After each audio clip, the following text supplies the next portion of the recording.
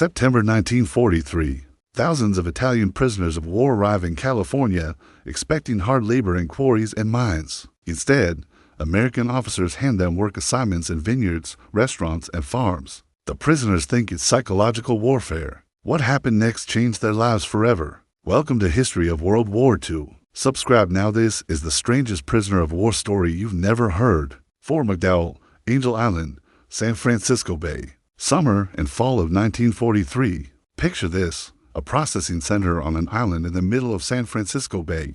Every week, trains arrive carrying hundreds of Italian prisoners of war captured in North Africa. They've crossed the Atlantic, traveled by rail across the entire United States, and now they stand in processing yards waiting to learn their fate. These aren't conscripts or teenage recruits. These are experienced soldiers, veterans of Rommel's Afrika Korps. They fought in Libya, Tunisia, Egypt. They survived brutal desert campaigns against British and American forces. They surrendered at places like Tunis and Bizerte when their supply lines collapsed and continued resistance meant certain death. They have spent months in British POW camps in North Africa, then been transferred to American custody and shipped across the Atlantic. The voyage took weeks. Crowded transport ships, poor conditions, uncertainty about what awaited them in America. Now they're here. Fort McDowell processes them systematically: medical examinations, classification interviews, work assignment determinations. The U.S. military needs to decide what to do with thousands of Italian POWs.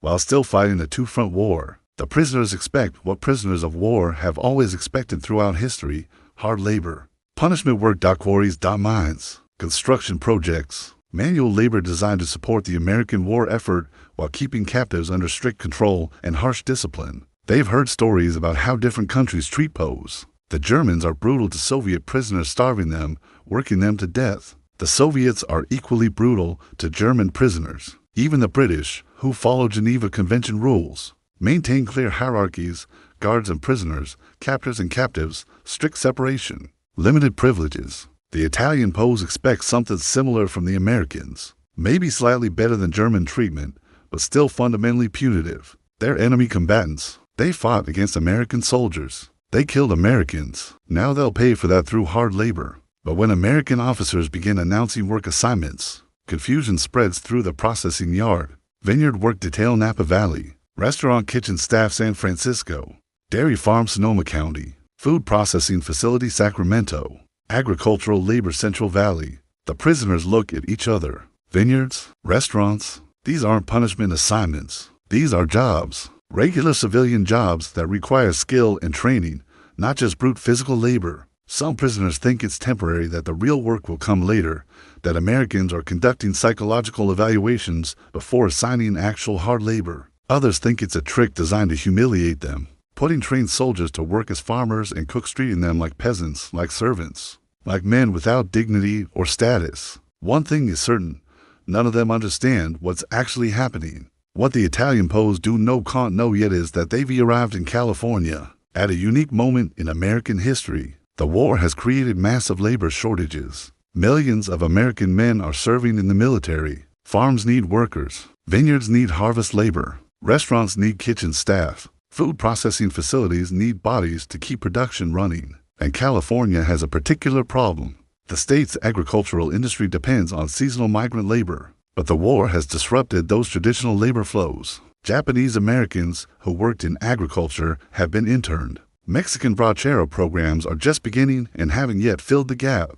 California farmers are desperate for workers. The solution? Use POW labor. It's legal under Geneva Convention rules, as long as prisoners aren't directly supporting combat operations, receive proper treatment and pay, and volunteer for the work. But there's another factor the Italian POWs don't understand yet. California in 1943 has large Italian-American communities, particularly in agriculture and food industries. Families who immigrated from Italy decades earlier now own farms, vineyards, restaurants. They speak Italian. They understand Italian culture, and they need workers. When American military authorities start assigning Italian POWs to work details, many end up placed with Italian-American employers who see them not primarily as enemy prisoners, but as fellow Italians who can do the work and understand the craft. This creates a strange dynamic that will confuse the POWs for months. They are technically prisoners of war, but they're being treated more like migrant workers than captives. The buses leave Fort McDowell in convoys, dozens of Italian POWs loaded into military transport vehicles, heading to work assignments across Northern California. They watch through windows as the buses cross bridges, drive through San Francisco, head north and east into wine country and agricultural valleys. The landscape looks nothing like Italy. More open, less populated, mountains in the distance. Everything seems bigger, more spacious, less constrained than the crowded Italian countryside. They arrive at their work sites and the confusion deepens. But what did Italian POWs actually think was happening when they saw their work conditions? The answer reveals a fundamental misunderstanding. Napa Valley, September 1943. A vineyard covering 200 acres of valley floor. 12 Italian POWs arrive at a California vineyard expecting barracks, guard towers, hard discipline. Instead, they're shown to converted farmhouses with individual rooms, running water, and kitchens. The vineyard owner, a third-generation California winemaker, explains the work through an interpreter. The grapes are ready for harvest. The POWs will work in teams, moving through rows with cutting shears and collection bins. Cut the grape clusters at the stem. Place them gently in bins to avoid damaging fruit. When bins are full, carry them to collection trucks. Work schedule, 6 days per week, 8 hours per day. Pay, 80 cents per day in camp scrip that can be used at camp commissaries to purchase extra food, cigarettes, writing materials, personal items. Sundays are free. The POWs listen to this explanation and wait for the other shoe to drop. The hidden punishment. The catch that will make sense of why Americans are treating prisoners like hired workers instead of captives. The work begins the next morning. The vineyard manager, himself from a family that has farmed in California since the 1880s, gathers the prisoners at dawn and demonstrates the technique. Cut here, place gently. Don't rush. Quality matters more than speed. The POWs pick up shears and start down assigned rows. The morning is cool. The grapes hang heavy on vines. The work is methodical, almost meditative. No guard shouting. No impossible quotas. Just the quiet sound of shears cutting stems and grapes dropping into bins. By noon, backs hurt, hands cramp from gripping shears. But the pain is different from what they expected, less violent somehow, less deliberately punitive. The vineyard manager comes through rows at lunchtime with sandwiches and water. The prisoners expect prison rations. The sandwiches are thick with meat and cheese, the bread fresh. This is when the cognitive dissonance really begins. The work is real. These grapes will be processed into wine that will be sold for profit. The Americans are using Italian POW labor to support a commercial enterprise. But they're paying for it, treating the prisoners like employees, not captives. Many Italian POWs had spent time in British POW camps in North Africa before being transferred to American custody. The British had treated them correctly according to Geneva Convention standards. But there had been no ambiguity about the relationship, guards and prisoners, captors and captives. Clear lines of authority and submission. Here in California, the lines are blurred. Guards are present, but distant. They drive prisoners to work each morning and pick them up each evening. But during work hours, they mostly sit in vehicles and smoke cigarettes. The civilian employers give orders, but they give them the waveform and give orders to hired workers, explaining tasks, demonstrating techniques, asking if instructions are understood. Similar patterns emerge at other work sites across Northern California. Italian POWs assigned to restaurant kitchens find themselves learning American cooking techniques from Italian-American chefs who speak their language and treat them like apprentices. POWs sent to dairies work alongside civilian farm hands with minimal supervision. POWs at food processing facilities operate machinery and receive safety training like regular employees. The first week, many prisoners try to understand the American logic. Maybe this is efficiency, treating prisoners well to produce better work output. Maybe Americans simply need workers and don't care whether those workers are free men or captives. But there rests another possibility that starts occurring to some POWs. Maybe Americans genuinely think differently about work, about dignity, about what it means to be a man. Maybe the class-based European understanding of appropriate work doesn't exist here the same way. On Sundays, POWs return to Fort McDowell or other camp facilities for the day. They attend services, visit commissaries, write letters home. They spend their earned scrip on cigarettes, candy, writing paper, magazines. One prisoner writes to his mother in Florence, "I am safe. I am working in a vineyard. The Americans are treating me well." He doesn't write that he's confused, that he doesn't understand why captivity feels less like punishment than some jobs he had as a free man in Italy. But the real shock was still coming. What happened next changed everything these prisoners thought they knew about America. December 1943, a small restaurant in Napa. A Sunday afternoon, an Italian-American family immigrants from Piedmont who arrived in California in 1912 invite several Italian POWs from a nearby work detail to Sunday dinner at their home. The family owns a restaurant in town. They want to meet the Italian prisoners, hear news from home, share a meal with men who speak their language and understand their culture. The POWs accept the invitation. The guards approve it. This is part of the strange new reality of being an Italian POW in California. The family picks them up and drives them to a house in town. Inside, the smell of cooking fills every room. Pasta, tomato sauce, roasted meat, fresh bread.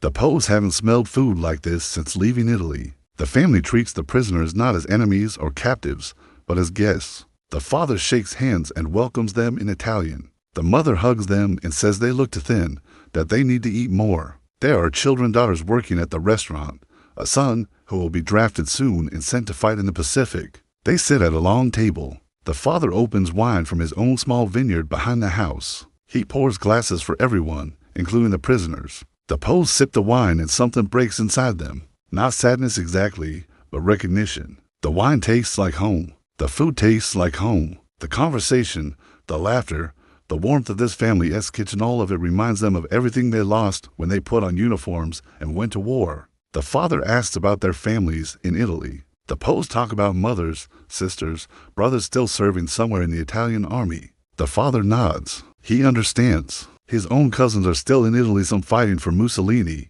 some in hiding, some killed already. The war has split families, split loyalties, created impossible situations where good people find themselves on opposite sides. But here in this dining room in California, those divisions don't seem to matter. The father pours more wine. The mother brings out another course. The daughters ask about Florence, about Rome, about whether the Germans have damaged the cities. The son asks about combat, about what it's like to be captured, about whether American soldiers are really as tough as propaganda says. The POWs answer honestly. They talk about desert warfare, about artillery barrages, about the moment when continuing to fight meant dying for no purpose, so they threw down rifles and raised hands. They talk about British POW camps, about the voyage to America, about their confusion when they arrived in California and were assigned to work in vineyards instead of quarries. The father laughs. Americans don't understand punishment the way Europeans do, he explains. They think work is its own reward.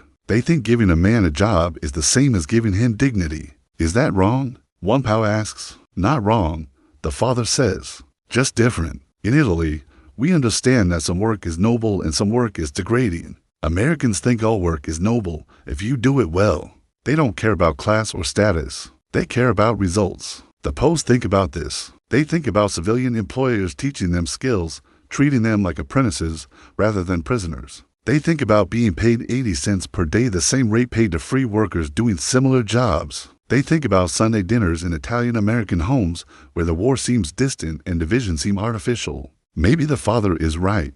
Maybe Americans do think differently about work, about dignity, about what it means to be a man. The dinner lasts for hours. When it ends, the father insists the POWs take wine back to their quarters. For you and the other men, he says, so you remember there's still beauty in the world. That night the POWs share the wine. They pass the bottle around, each man taking a small drink. Nobody speaks much. The wine says everything. These Sunday dinners become common across California's Italian POW work programs. Italian-American families, particularly in wine country and agricultural communities, regularly host POWs. Sometimes it's families whose relatives are fighting in Italy. Sometimes it's families who simply want to connect with people from their ancestral homeland. Sometimes it's employers who've come to see their POW workers as valuable employees worth treating well. The American military allows this because it reduces escape attempts and improves prisoner morale and work productivity. POWs who are eating Sunday dinner with civilian families, who are learning valuable skills, who are being paid and treated with basic dignity. These prisoners aren't trying to escape. They have no reason to. But what happened when Italy officially switched sides? The answer transformed everything. September 8, 1943, Italy signs an armistice with the Allies. Within weeks, Italy declares war on Germany and officially joins the Allied side. For Italian POWs in American custody, this creates a bizarre legal situation. Technically, they're no longer enemy prisoners, but they're not quite allies either. The U.S. military creates a new classification, co-belligerents. The practical effect is minimal at first. Italian POWs still work at their assigned jobs. They still live in their quarters. They still earn the same pay. But the psychological effect is significant. They're no longer captives. They're workers. The U.S. military forms Italian service units, organized groups of former POWs who volunteer to support Allied operations in non-combat roles. These units receive more freedom of movement. They can get passes to visit nearby towns. They can interact with civilians without constant guard supervision. In California, this means Italian co-belligerents working in agriculture and food industries now move with remarkable freedom. They ride buses into town on weekends. They shop in stores. They attend church services. They eat in restaurants, sometimes the same restaurants where they work in kitchens during the week. The transformation is surreal. 6 months ago, these men were enemy combatants shooting at American soldiers. Now they're semi-free workers living in California, earning money, learning skills, building relationships with Italian-American communities. Some California employers begin making long-term plans. The war won't last forever. When it ends, these Italian workers will be repatriated to Italy. But what if they could be convinced to stay? What if employers could sponsor them for permanent residence? Winter 1943-44. Vineyard owners in Napa and Sonoma start identifying Italian co-belligerents with real talent men who understand viticulture, who learn quickly, who work with precision and care. These employers start having quiet conversations. After the war, if you want to stay, there will be opportunities. Good jobs, fair pay, a chance to build something. The Italians listen, but don't take it seriously. They're prisoners of war, technically co-belligerents now, but still not free. After the war, they'll return to Italy. They'll resume their pre-war lives. California is temporary, but letters from home begin arriving with disturbing news. Italy is devastated. Allied bombing has destroyed cities. German occupation is brutal. Food is scarce. Work is scarce. Everything is scarce. One Italian co-belligerent receives a letter from his mother in Florence. She describes the city under German control, rationing, bombing, his brother killed in Russia, his sister working in a factory making uniforms for German soldiers. The letter's final paragraph is blunt. There's nothing for you here. If you have opportunity in America, take it. Build a life. Don't come back to this. He's not alone. Many Italian co-belligerents receive similar letters. Italy is ruins. The future there is uncertain at best. Meanwhile, California offers steady work, decent pay, safety, abundance. The calculation starts changing. Maybe returning to Italy is an obvious choice. Maybe staying in America if it's legally possible makes more sense. Spring 1944. Some California employers make formal offers. Work for me after the war. I'll sponsor your immigration. I'll provide housing. You'll earn a real salary, not prisoner wages, but American worker wages. You can build a life here. The Italians who accept these offers start thinking differently about their situation.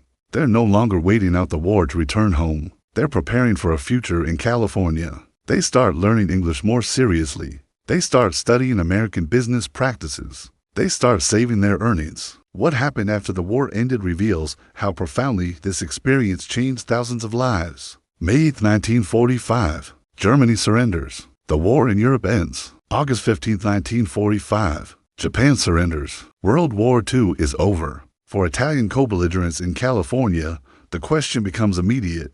What happens now? The official policy is repatriation. Italian military personnel in American custody will be returned to Italy. Transportation is arranged. Processing begins. Thousands of Italians prepare to go home. But many don't want to go.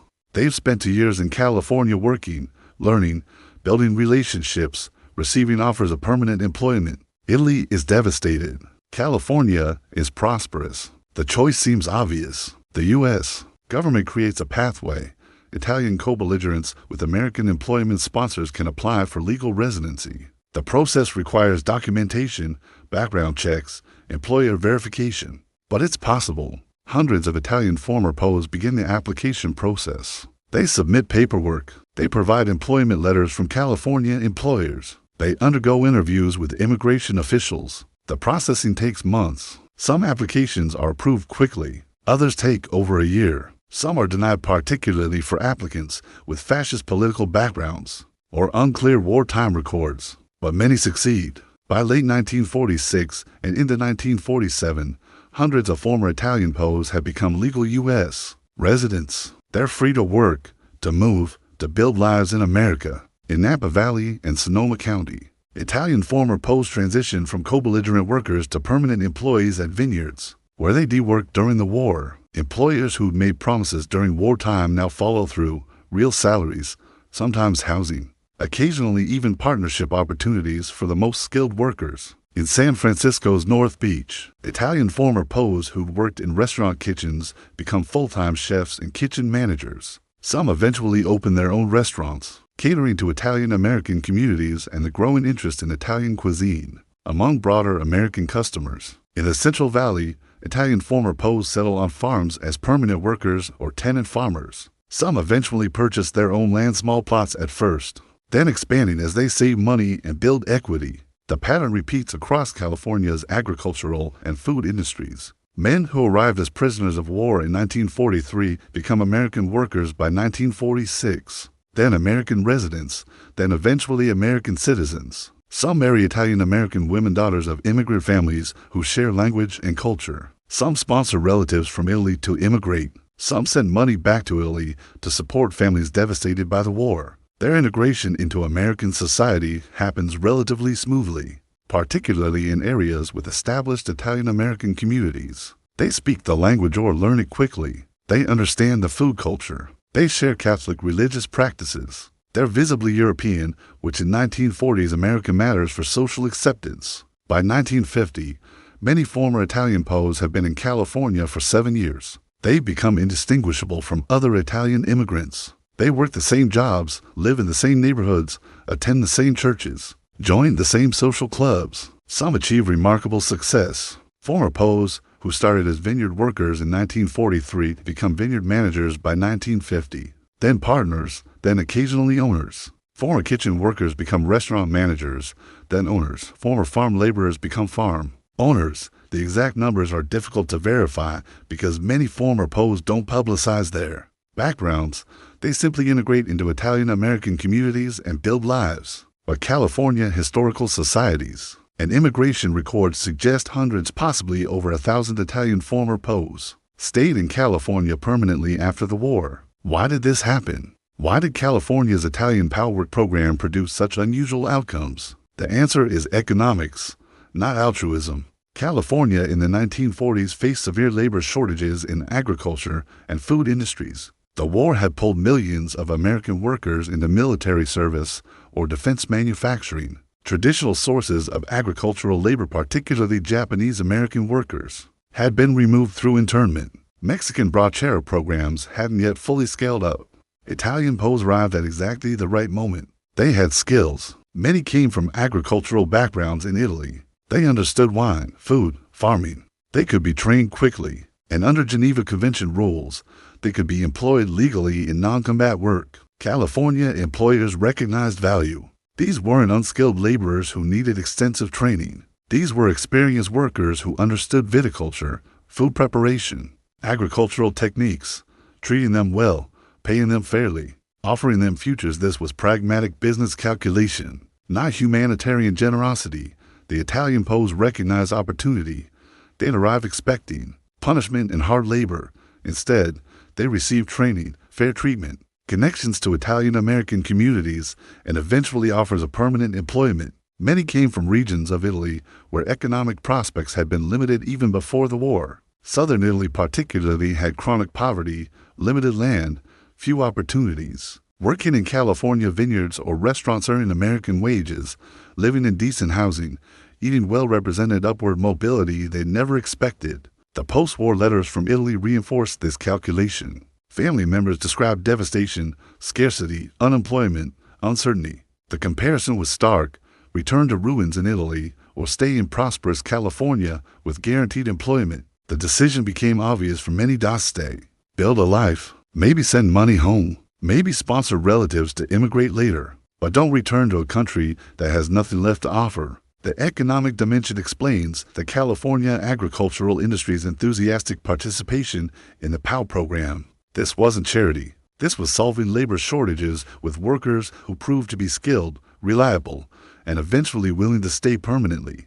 Vineyard owners who employed Italian POWs during the war gained workers who understood wine, who'd been trained in American techniques, who demonstrated capability over 2 years of work, offering permanent employment to these workers after the war. With smart business retaining trained employees rather than starting over with unknown workers. Restaurant owners who employed Italian POWs in kitchens gained chefs who understood Italian cuisine, who could appeal to Italian-American customers, who brought authenticity that American-born cooks couldn't replicate. Keeping these workers permanently strengthened their businesses. By the 1950s, California's wine industry was beginning its transformation from bulk production to quality winemaking. Former Italian POWs who learned American viticulture during the war became valuable employees during this transition. They understood both traditional Italian winemaking and modern American techniques. They could bridge the gap between Old World craft and New World scale. Some achieved significant success, though specific documented names and detailed biographies are limited in accessible records.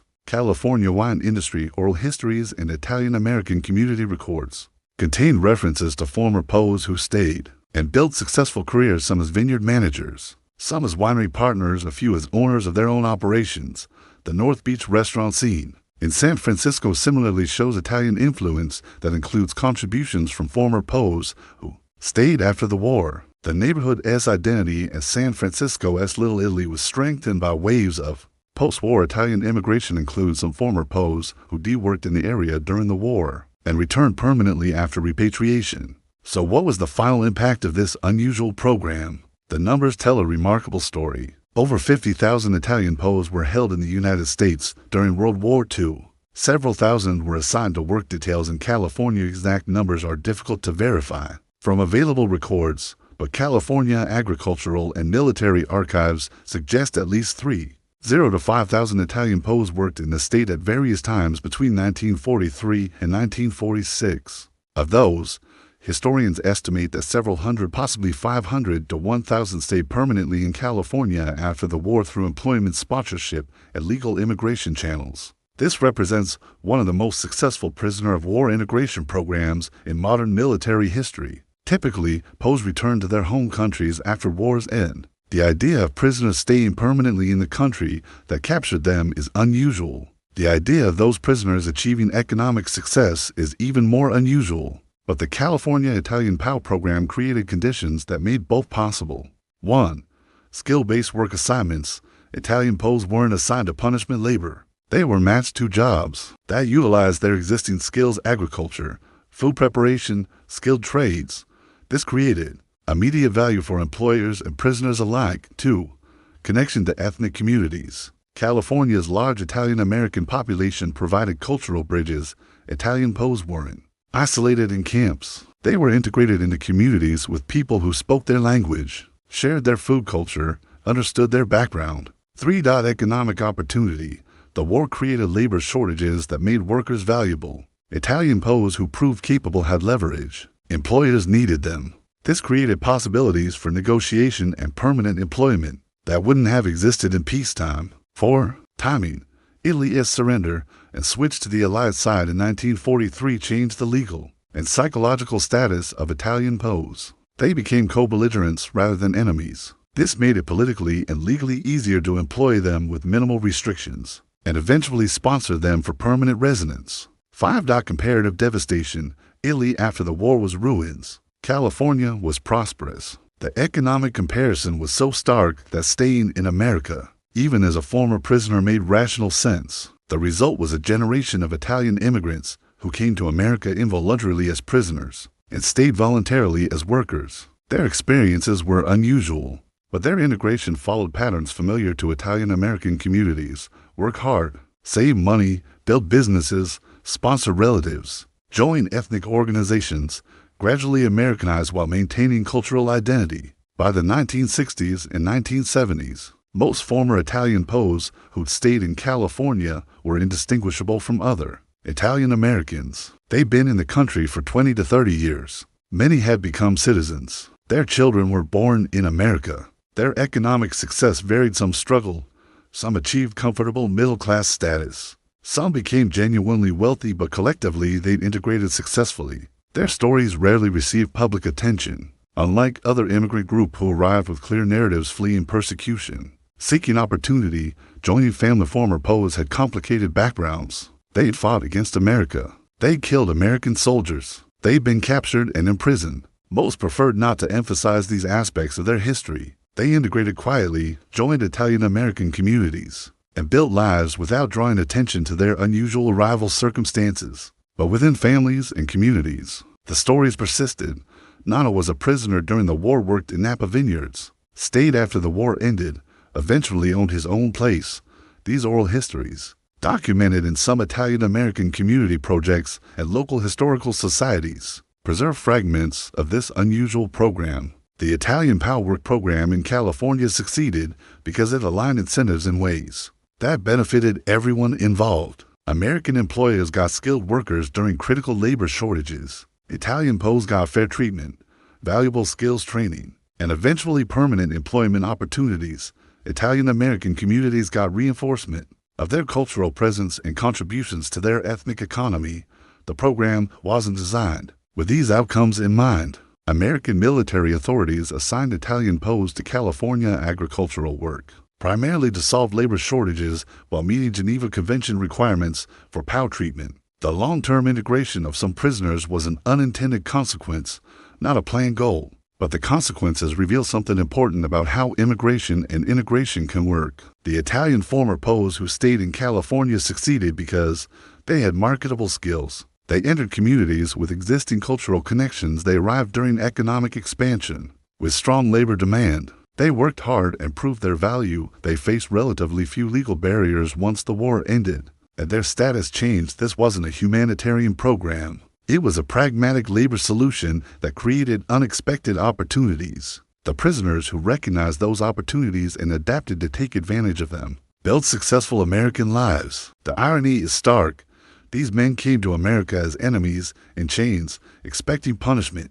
They found opportunity instead. The punishment of working in California vineyards and restaurants became the foundation for prosperity their families in Italy could never have imagined. That transformation from prisoner to immigrant, from enemy to citizen, from captivity to success represents one of the stranger chapters in American immigration history. Today, California's wine industry is world-renowned. Napa Valley and Sonoma County produce wines that compete with the finest European vintages. Italian influence runs through that industry in techniques, in family names on wineries, in the cultural understanding of wine as craft rather than just commodity. Some of that Italian influence traces back to prisoners of war, who arrived in 1943 expecting hard labor and found careers instead. Their specific names and individual stories are often lost to time, documented imperfectly in scattered military records, immigration files, and family oral histories. But collectively, they represent a remarkable outcome. Thousands of men who came as prisoners and stayed as immigrants, who expected punishment and found opportunity, who fought against America and became Americans. Fort McDowell on Angel Island closed as a military facility in 1946. The buildings that processed Italian POWs still stand, now part of Angel Island State Park, preserved as historical sites. Visitors can walk through spaces where prisoners once waited to learn their fates, where work assignments were handed out, where confused Italian soldiers tried to understand why Americans were sending them to vineyards instead of quarries. The answers to their confusion are now clear. America needed workers. The prisoners had skills, economics-aligned incentives, and thousands of lives changed in ways nobody anticipated. If this story changed how you understand World War II and immigration, subscribe now. We're covering the entire war through these unexpected human stories that reveal how history actually unfolds, not through grand plans, but through millions of individual decisions shaped by circumstances nobody fully controlled. This video presents the Italian POW work program in California based on military records, immigration documentation, and Italian-American community histories. While specific individual names and detailed biographies are limited in accessible sources, the program's broad patterns work. Assignments, treatment, and post-war outcomes are documented. Viewers interested in this history can consult Angel Island State Park Archives, California Agricultural History Collections, and Italian-American Historical Societies. This is History of World War II. Subscribe for stories that show how wars reshape lives in ways combatants never expect. When they first put on uniforms,